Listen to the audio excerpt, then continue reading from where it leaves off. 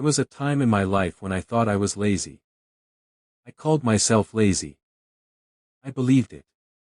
I told myself I lacked discipline, lacked drive, lacked something that other people clearly had. I would wake up late, scroll through my phone, delay important tasks, make excuses, promise myself I would start tomorrow.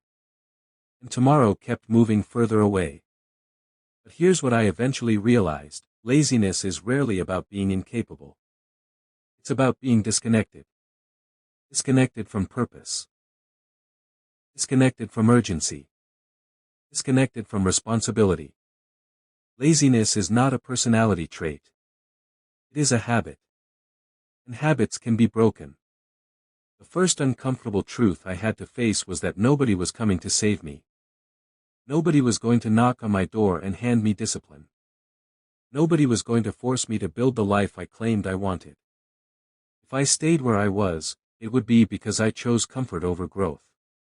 And comfort is seductive. Comfort tells you that rest is more important than effort. Comfort convinces you that you deserve to relax before you've earned it. Comfort whispers that one more episode won't hurt, one more hour won't matter, one more delay won't change anything. But those one mores add up. And over time, they become your identity. The truth is, laziness grows when accountability disappears. When there are no consequences for wasted time, wasted potential becomes normal. I had to stop blaming motivation. I had to stop waiting for inspiration. Motivation is unreliable. It shows up when it feels like it. Discipline shows up because it was scheduled. If you want to stop being lazy, you must first understand this: you are not tired, you are overstimulated. Endless scrolling, constant entertainment, instant gratification, your brain has been trained to seek pleasure without effort.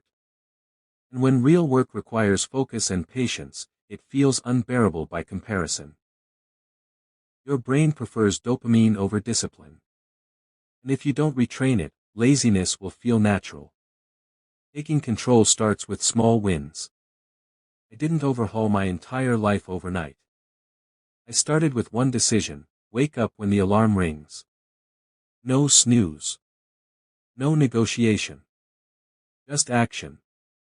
That small act built momentum.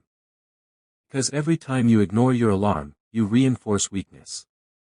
Every time you get up immediately, you reinforce control.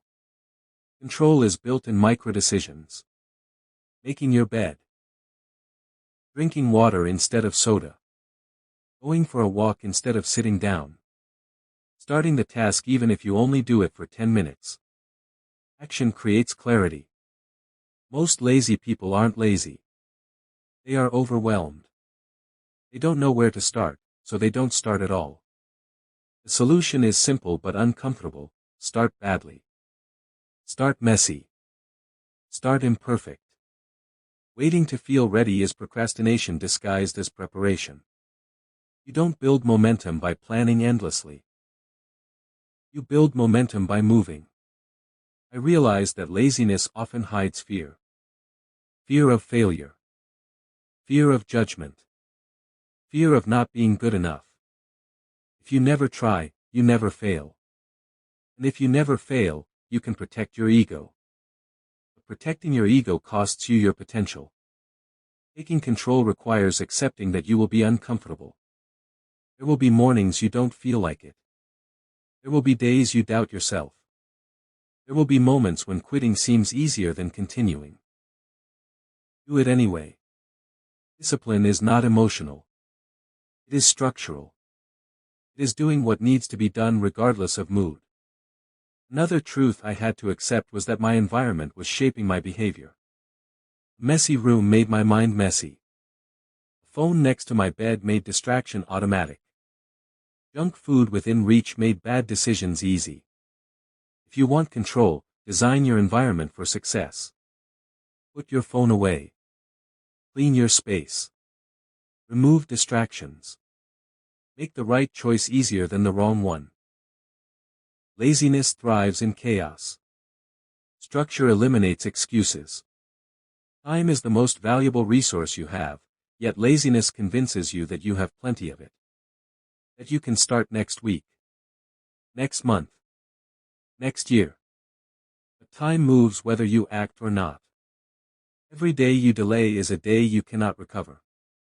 And here is the harsh truth: your future self will either thank you or resent you. Taking control means thinking long-term. It means sacrificing temporary pleasure for long-term freedom. You must stop negotiating with yourself. When you say you will do something, do it. When you schedule something, honor it. Every broken promise weakens your identity. Every kept promise strengthens it. Another shift that changed everything for me was redefining what progress looks like. I used to think I needed massive results immediately. But real change is incremental. 1 hour of focused work per day becomes hundreds over a year. One workout becomes hundreds over time. One book becomes dozens. Consistency compounds. Laziness tells you small efforts don't matter. Discipline understands that small efforts multiply. Taking control also requires responsibility. Stop blaming your circumstances. Stop blaming your upbringing. Stop blaming your lack of resources. Plenty of people start with less and build more. Ownership is empowering. When you say, "This is my fault," you gain the power to fix it. When you say, "It's not my fault," you surrender control. If you feel stuck, it's because you're tolerating it. You cannot be lazy and powerful at the same time. Power comes from self-command. And self-command comes from restraint. Restraint when you want to quit. Restraint when you want to procrastinate. Restraint when you want to indulge. Mental strength and action go together. You must train yourself to act before you feel ready. Because readiness often follows action. Energy is created by movement, not by waiting. If you sit all day, you feel tired. If you move, you feel energized. Action produces momentum. Momentum produces motivation. Another powerful shift is limiting distractions. Social media, entertainment, constant noise, they drain focus. And focus is your weapon. If you can focus for extended periods without distraction, you will outperform most people.